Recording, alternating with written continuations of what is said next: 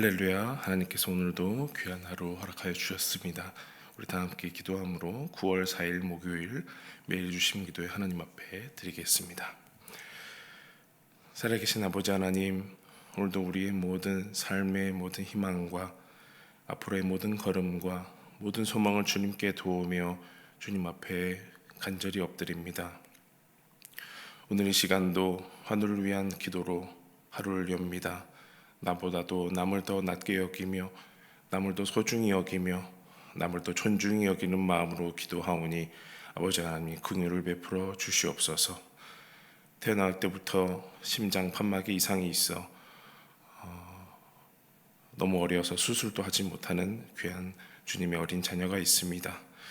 하나님, 좀 더 커야 수술을 할 수도 있고 지금은 그저 지켜볼 수밖에 없고 이상이 없기를 검사하며 지켜볼 수밖에 없는 그 아이 가운데 이제 조금씩 뛰어놀고 또 주변에 자신의 또래와 자신을 비교해 가며 나아갈 때 다른 점들을 발견하며 나아갈 때에 아버지 하나님 그 마음을 위로하여 주시고 나는 왜 다를까? 나는 왜 이렇게 뛰지 못할까? 하나님께 원망하지 않도록 그 마음을 주장하여 주시옵소서. 하나님, 지금 당장 어찌 할 수 없는 그런 상황이지만 하나님 더 판막 가운데 이상이 없기를 간절히 바라며 온전히 커서도 수술 없이 잘 아물고 그 기능이 온전히 발휘될 수 있도록 인도하여 주시옵소서. 심장을 돌아서 많은 피들이 온몸 구석구석까지 손가락 발가락까지 잘 전달이 되어야 할 것인데 그 피들이 중간에 많이 새어버리는 그런 상황입니다. 회복이 온전히 될 수 있도록 온몸 구석구석 가운데 그 피들이 그 주님의 보혈의 피가 흘러가듯이 온전히 잘 세포 가운데 흘러갈 수 있도록 주님 역사하여 주시옵소서. 어린 자녀를 위해서 기도하는 그 가족의 마음도 위로하여 주시고 또 이를 위해서 함께 기도하는 중보기도부에도 힘을 더하여 주시옵소서. 사랑하는 아버지 하나님, 우리들의 가족들 가운데에서도 또 몸과 마음의 약함으로 말미암아 하나님께 오늘 아침도 내어놓고 기도하는 우리 가정들이 많이 있습니다. 이제는 말라버린 그 눈물 가운데 하나님 힘을 더하여 주시고 손과 발과 또 약해진 무릎 가운데 함께하여 주셔서 오늘도 기도하며 오직 우리가 붙잡을 분은 오직 우리가 소망 둘 분은 하나님밖에 없음을 다시 한번 확인하게 하여 주시고 주님의 때에 주님의 방법으로 주님의 인도하심으로 온전히 회복하며 다시 한번 일어나 걸을 수 있도록 인도하여 주시옵소서. 오랫동안 휠체어 생활을 한 아들에게는 다시 한번 온 뼈마디와 세포 가운데 회복을 더하여 주시옵시고 치매로 인하여서 어려움을 겪고 있는 가족 가운데에는 아버지 그 마음을 평안하게 하여 주시고 가족들에게도 쉼과 안식을 더하여 주시고 온전히 주님만 바라볼 수 있는 굳건한 인내와 소망을 더하여 주시옵소서. 아버지 하나님, 날마다 이렇게 환우들을 위해 기도하며 또 우리 교회에 지체된 이들을 위해서 함께 기도할 때에 하나님 나를 위해서 기도 안 하는 것이 아니라 나보다 남을 더 위하여 기도하는 이 마음 가운데 하나님 함께하여 주셔서 불쌍히 여겨주시고 나의 모든 기도 제목 주님께서 다 아시오니 들어주시고 함께하여 주시옵소서. 하나님 우리 교회 가운데 함께하여 주셔서 모든 예배와 기도와 봉사와 구제 가운데 선교 가운데 하나님이 주관하여 주시고 하나님이 기뻐하시고 하나님께 영광을 올려드리는 귀한 교회 될 수 있도록 우리와 함께하여 주시옵소서. 이 아침에 주님의 말씀을 듣고자 합니다. 또 그 말씀에 기초하여 하나님께 기도하며 오늘 하루도 우리에게 허락된 모든 삶을 하나님 앞에 감사로 올려드리고자 합니다. 주님 동행하여 주시옵소서. 예수님의 이름으로 기도하옵나이다. 아멘. 하나님 말씀 보겠습니다. 신약성경 데살로니가 전서 4장 1절에서 12절입니다. 데살로니가 전서 4장 1절에서 12절 말씀 우리 한 절씩 교독하고 12절은 함께 읽겠습니다.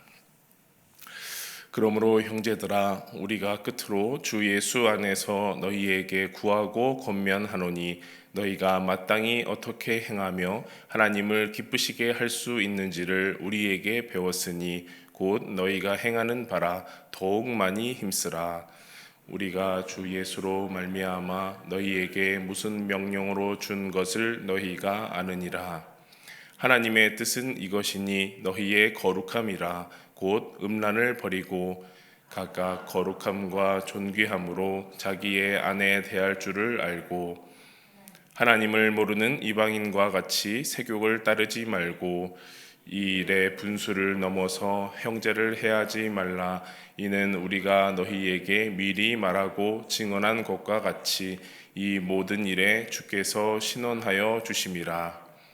하나님이 우리를 부르심은 부정하게 하심이 아니요 거룩하게 하심이니 그러므로 저버리는 자는 사람을 저버림이 아니요 너희에게 그의 성령을 주신 하나님을 저버림이니라. 형제 사랑에 관하여는 너희에게 쓸 것이 없음은 너희들 자신이 하나님의 가르치심을 받아 서로 사랑함이라. 너희가 온 마케도냐 모든 형제에 대하여 과연 이것을 행하도다. 형제들아 권하노니 더욱 그렇게 행하고 또 너희에게 명한 것 같이 조용히 자기 일을 하고 너희 손으로 일하기를 힘쓰라. 이는 외인에 대하여 단정히 행하고 또한 아무 궁핍함이 없게 하려 함이라. 아멘. 네, 데살로니가전서 계속해서 바울의 편지를 읽어가고 있습니다. 이제 어제도 이제 낮에 묵상을 하면서 생각하기를 이 편지를 그렇죠? 한 개인이 교회에 보내는 이 편지를 막 이렇게 분해하고 가위질했다가 또 붙였다가 가까이 봤다가 멀리 봤다가 하는 그런 이제 모습을 보면서 이런 분석, 해석 또 뜯어보고 붙여보고 하는 것보다도 더 우선하고 더 중요한 것은 이 편지를 쓴 사람의 마음 그리고 편지를 받아보고 읽어본 그 사람들의 마음을 보는 게 이 편지의 더 진심이자 편지의 중심이다 이렇게 생각이 드는 것이죠.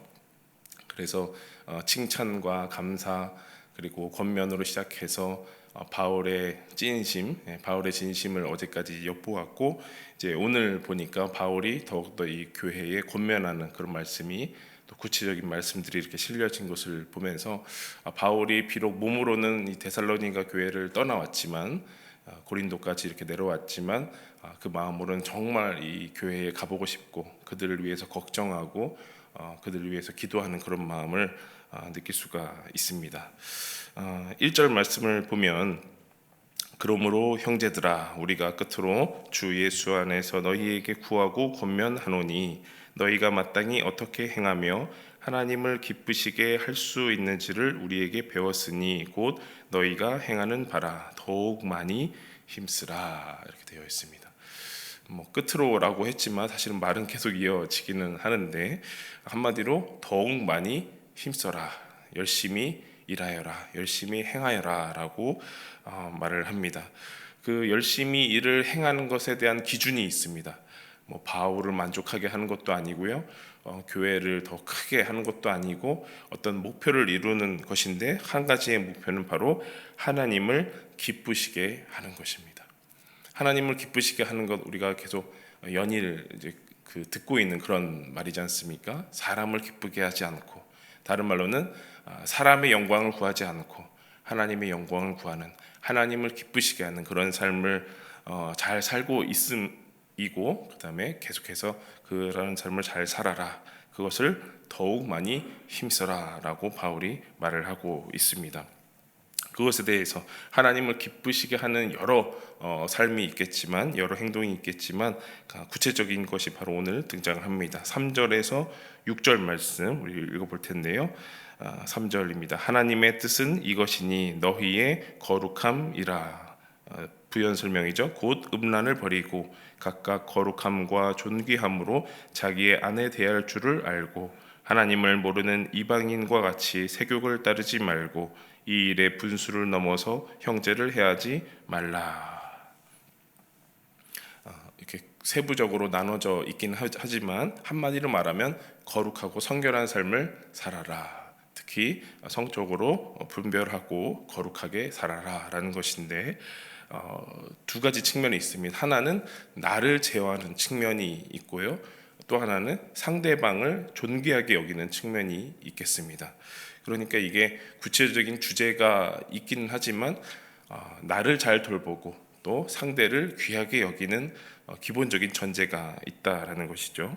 그래서 내 스스로는 나의 몸을 잘 제어하고 통제하고 이방인과 같이 세속을 따르지 않는 나의 관점이 있는 것이고, 또 하나의 관점은 6절에 나오지만 분수를 넘어서, 다시 말하면 요새 말로는 선을 넘지 않고 형제를 해하지 않는, 긍정적으로 말하면 상대방을 존중히 여기는 그런 관점이 있겠습니다.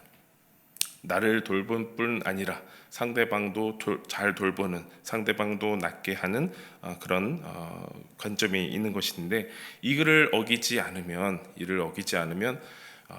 피해를 보는 그 상대방이, 피해를 보는 그 형제가 하나님 앞에 이제 신원한다, 이제 그런 말씀이 있는 것이죠. 근데 이것에 대해서 바울도 칭찬을 하면서 교회를 칭찬하고 있는데요. 9절 말씀을 또 한번 보면요, 이걸 한번 같이 읽어보겠습니다. 9절 시작. 형제의 사랑에 관하여는 너희에게 쓸 것이 없음은 너희들 자신이 하나님의 가르치심을 받아 서로 사랑함이라. 그러니까 소위 우리가 법 없이도 산다 이런 말 하잖아요. 내가 바울이지만 너희에게 형제 사랑 같은 거는 말할 필요도 없어 라고 하는 거죠. 왜냐하면 이미 잘 하고 있기 때문에. 근데 이 형제 사랑에 대한 관점도 두 가지로 봐야 되겠습니다. 나에 대한 관점도 있겠고 상대방에 관한 관점이 있듯이 형제 사랑에 대해서도 적극적인 사랑이 있겠고 또 소극적인 사랑이 있습니다. 무슨 말이냐면, 먼저 소극적인 그 형제 사랑, 소극적인 형제 사랑은 형제에게 이러이러한 것은 하지 말라라는 게 있습니다. 그러니까 형제에게 잘못하는 일, 또 나쁜 일을 하지 않는 정도의 형제 사랑이 있겠고요. 또 하나의 관점은 형제에게 이러이러한 것을 하라라는 적극적으로 다가가는 그런 형제 사랑의 관점이 있는 것이죠. 그러니까 거룩함을 지키면서 형제에게 선을 넘지 않고 형제를 해하지 않는 그런 어떤 소극적인 형제 사랑의 범위가 있는 것이고, 형제에게 또한 피해를 끼치지 않으려고 나의 일을 열심히 하면서 피해를 주지 않고 내가 내 손으로 자급자족을 하면서 살아가는 그런 단계가 있는 것이죠. 소극적인 단계. 그 소극적인 단계가 11절에 언급이 되어 있는데요. 읽어드리면, 또 너희에게 명한 것 같이 조용히 자기 일을 하고 너희 손으로 일하기를 힘쓰라, 이렇게 되어 있습니다. 사실은 내일 이어지는 이제 5장의 본문에도 언급되는 본문인데, 자기 일을 열심히 해라라는 말이 있습니다. 성경에 이런 말이 있을까 싶을 정도긴 한데, 조용히 자기 일을 열심히 해라, 너희 손으로 일하기를 힘쓰라, 이런 말이 있어요. 형제 사랑하고 이게 맞닿는 그 부분은 자기 일을 하지 않으면서 상대방에게, 형제에게 피해를 주는 그런 일들이 있었다라는 것이죠. 그래서 직접적으로 사랑하는 것은 아니더라도 간접적 소극적인 사랑으로서 나의 일을 조용히 솔선수범하여 열심히 하는 그런 형제 사랑의 단계가 있다라는 것입니다. 그래서 이 소극적인 형제 사랑, 또 적극적인 형제 사랑, 이것을 생각해봐야 할 것입니다. 이러한 것들을 하나하나 마치 그 출애굽기의 10계명에 나오는 그 율법 조문처럼 하나하나 종합해 보면서, 거룩함, 음란을 버리고 이방인처럼 세욕을 따르지 않고 또 형제를 해하지 않고, 또 형제 사랑은 소극적인 방법, 적극적인 방법, 이렇게 이방인이 알아들을 만한 말들로 편지에 써주면서, 마치 십계명처럼 써주면서 데살로니가 교인들이 그 율법 조문처럼 잘 새기어 듣기를 바라는 마음인 것이죠. 유대인들에게는 이런 말을 할 필요까지는 없었을 것입니다. 그런데 그들은 유대인들은 아니고 이방인들이었기 때문에, 아직은 아기 교회였기 때문에 이런 어떻게 보면 당연한 말들을 해주고 있는 것인데, 그 시대의 데살로니가 교회의 그 시대 상황을 좀 보면은 다신론이었다라는 것은 처음부터도 말씀드렸지만, 이 성적으로도 굉장히 문란한 그런 도시였다, 그런 시대였다라고 말을 할 수가 있겠습니다. 자료를 보니까요, 뭐 첩을 두는 거는 거의 당연하게 여겼고, 뭐 간통하는 그런 죄도 별 대수롭지 않게 여겼다라고 되어 있어요. 그러니까 뭐 남녀를 막론하고 성적으로 문란한 행위를 하는 것 자체에 대해서 그 시대적으로 문화적으로 별로 대수롭지 않게 겪어왔던 그런 시대였다, 문화였다 이렇게 보는 것이죠. 그러니까 이 교인들마저도 데살로니가 교인들마저도 이제까지 살아왔던 그런 삶의 풍토가 그런 문란한 풍토 가운데 젖어 있었기 때문에 자칫 이것이 그 교회의 문화로 자리 잡지 않기를 바라는 마음으로 하나님의 뜻은 너희의 거룩함이다 이렇게 말을 해주는 것이죠. 우리나라 그 초기 한국 선교의 모습들도 보면은 이 파란 눈을 한 금발을 한 이 외국인 선교사들이 와가지고 제일 먼저 한 일이 성경을 가르치고 예수님에 대해서 알리는 것도 있지만 금주를 하게 하고 또 담배를 못 피게 하고 또 그 일상생활의 그 거룩함을 유지하는 그런 운동을 많이 했다고 합니다. 그것을 해야 뭐 천국 가고 뭐 그런 수준이 아니고 그런 거룩한 생활을 해야 문란하지 않고 또 술을 많이 마신다든지 이런 문란하거나 그 타락한 삶을 살지 않고 거룩하고 성결한 삶을 유지를 해야 하나님의 복음이 들어가고 교회가 이루어지고 또 그 이후에 복음된 삶을 살아낼 수 있기 때문이죠. 그러니까 이 아기 교회와 같은 이 데살로니가 교회에도 거룩함에 대한 이유를 설명하는 그 이유가 있는 것이죠. 바울이 세운 교회이기 때문에 더욱 마음이 가는 것입니다. 거룩해야 된다. 그렇지 않으면 내가 그 3주 동안 전한 그 복음이 순식간에 다 사라지고 혼탁해지고 그 시대 문화에 다 잡혀먹기 때문에 거룩함으로 하나님의 뜻을 잘 유지해야 한다. 그것이 곧 하나님을 기쁘시게 하는 일이다라고 할 수 있는 것이겠습니다. 그래서 이 바울의 권면을 우리가 끝까지 잘 들어봤으면 좋겠고요. 우리 마지막으로 1절 말씀을 한번 더 읽고 이제 마무리하도록 하겠습니다. 1절 말씀 함께 읽겠습니다. 시작. 그러므로 형제들아 우리가 끝으로 주 예수 안에서 너희에게 구하고 권면하노니 너희가 마땅히 어떻게 행하며 하나님을 기쁘시게 할 수 있는지를 우리에게 배웠으니 곧 너희가 행하는 바라 더욱 많이 힘쓰라. 아멘. 데살로니가 교회가 여태 아기 교회이지만 잘 하고 있는 것처럼 우리도 하나님이 어떻게 하면 기쁘실까? 어떻게 하면 하나님을 기쁘시게 할까? 오늘도 곰곰이 고심하면서 생각해 보면서 나아가는 저와 여러분 되기를 간절히 원합니다. 이제까지도 그렇게 잘 하고 계셨지만 더욱 앞으로 많이 힘쓰는 우리가 되길 간절히 원합니다. 기도하겠습니다.